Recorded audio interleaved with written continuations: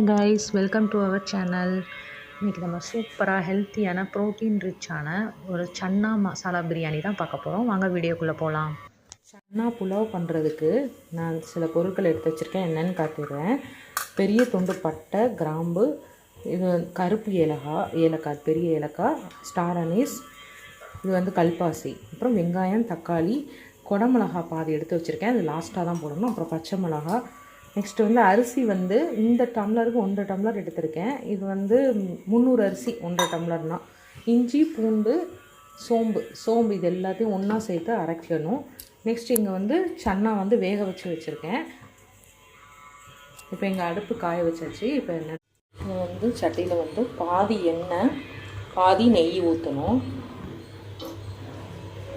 நான் ஒரு 2 table spoon எண்ணெய் ஊற்றிருக்கேன்.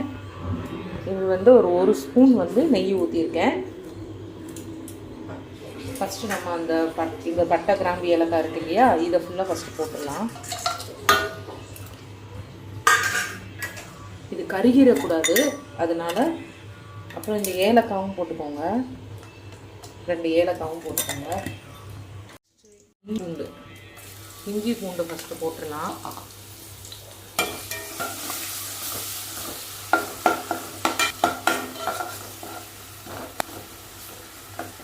இஞ்சி பூண்டு கருகிடக்கூடாது. கொஞ்சம் ஒரு பச்சை வாடை போனதுக்கப்புறம் வெங்காயம் போட்டுக்கலாம். நெக்ஸ்ட்டு பச்சை மிளகா, இஞ்சி பூண்டு போட்டதுக்கப்புறம் பச்சை மிளகா. நெக்ஸ்ட்டு வந்து வெங்காயம், கட் பண்ணி வச்சுருக்கிற ஒரு பெரிய வெங்காயம். இது நல்லா வதங்கணும்.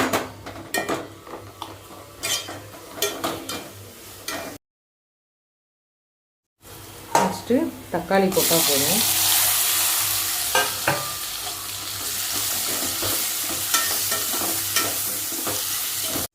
நெக்ஸ்ட்டு ஒரு சீக்ரெட் இன்க்ரீடியன்ட்ஸ் என்னென்னு பார்த்தீங்கன்னா கசூரி மேத்தி கொஞ்சம் ஃபஸ்ட்டே போட்டுருங்க.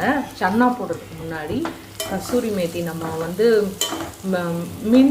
மின்ட்டும் கொரியண்டர் லீஃபும் போடுவோம் இல்லையா, அதுக்கு முன்னாடியே இந்த கசூரி மேத்தியை வந்து போட்டுருங்க. சூப்பர் அரோமாவாக வருங்க. நெக்ஸ்ட்டு நம்ம கட் பண்ணி வச்சுருக்க அந்த குடமிளகாவையும் புதினாவையும் போட்டுடலாம். இது இந்த புதினா இதெல்லாம் சுருங்கினதுக்கப்புறம் மஞ்சப்பொடி, வத்தப்பொடி. மஞ்சப்பொடி வந்து ஆப்ஷனல், தேவைன்னா போட்டுக்கோங்க, இல்லைன்னா வேண்டாம். நான் கொஞ்சம் போடுவேன். மஞ்சப்பொடி, வத்தல் பொடி, உப்பு, அப்புறம் பிரியாணி பொடி, இதை 3ஐயும் போட்டு கலந்து விட்டுடலாம். 3 பொடியுமே போட்டேன். மஞ்சள் பொடி நான் 1/2 ஸ்பூன் தான் வத்தல் பொடி போட்டிருக்கேன். ஏன்னா இஞ்சி பூண்டு காரம் இருக்கும். 3 பச்சை மிளகா வேறு போட்டிருக்கோம். ஸோ 1/2 ஸ்பூன் போட்டிருக்கேன். இங்கே 1 ஸ்பூன் உப்பு போட்டிருக்கேன். அரிசி போட்டதுக்கப்புறம் இன்னொரு ஸ்பூன் உப்பு போட்டுக்கலாம். இப்போ இது எல்லாத்தையும் சேர்த்து ஒன்றா மிக்ஸ் பண்ணிக்கோங்க. இந்த கேப்சிகம் வந்து ரொம்ப வதங்கக்கூடாது. அதுக்கு முன்னாடியே நம்ம சன்னா போட்டுடலாம். கொஞ்சம் வதங்கினதுக்கப்புறம் பிரியாணி மசாலா 1 ஸ்பூன் போடுறேன்.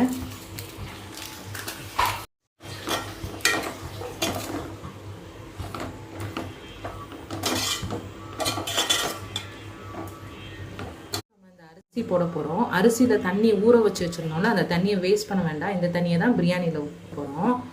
இப்போ அரிசி போட்டுடலாம்.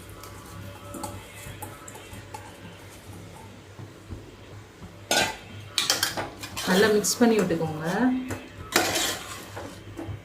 அரிசி உடையாமல் மிக்ஸ் பண்ணிக்க. இது இந்தியா கேட் அரிசி தான். இந்தியா கேட் அரிசி கிளாசிக்கல், அந்த அரிசி தான் யூஸ் பண்ணியிருக்கேன் நான். எவ்வளோ நேரம்னாலும் ஊறணும். ஒரு அட்லீஸ்ட் 1/2 மணி நேரம் ஊறணும். ஆனால் பார்த்தீங்கன்னா 1 மணி நேரம் கூட ஊறலாம், ஒன்றுமே செய்யாது, குலையாத அரிசி. ஆனால் அளவு மட்டும் நம்ம கரெக்டாக வைக்கணும்.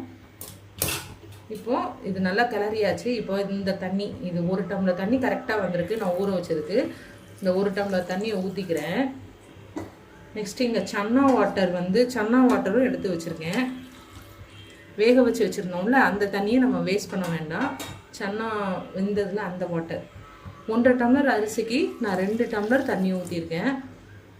இது கொதித்து வரட்டும். தேவைப்பட்டால் ஒரு 1/2 டம்ளர் வெந்நீர் மட்டும் ஊற்றிக்கலாம். இப்போ இப்போ ஒரு ஸ்பூன் அரிசி, அந்த அரிசி போட்டதுக்கப்புறம் ஒரு ஸ்பூன் உப்பு போட்டுக்கிறேன்.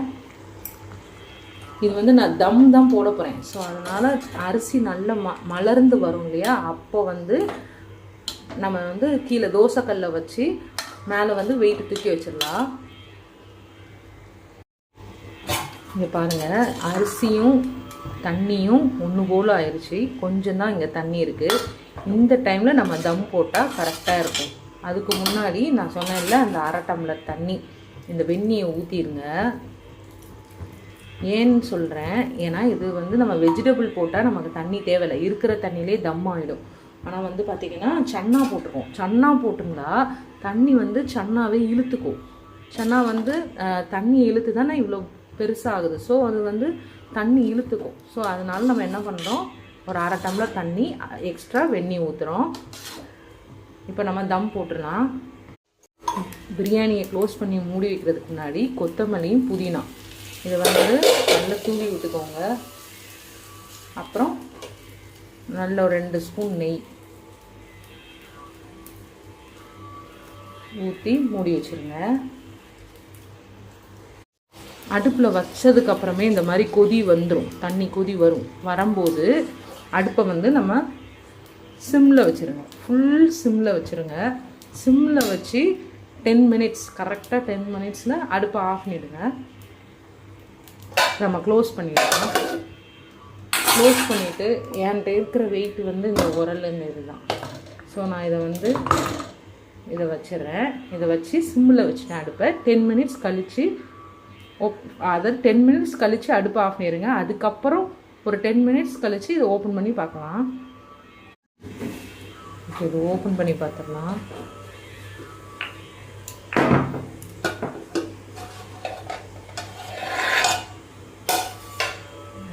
சூப்பராக வெந்திருக்கு. அரிசி எல்லாம் வந்து பார்த்திங்கன்னா அந்த மாதிரி வெந்துச்சு நிற்கும். இந்த மாதிரி எலும்பி நின்னாலே சூப்பரான பிரியாணி ரெடியாக இருக்குது. உடச்சி காட்டுறேன், பிரியாணி தம்மை உடச்சி காட்டுறேன். சூப்பராக ரெடியாக இருக்குது.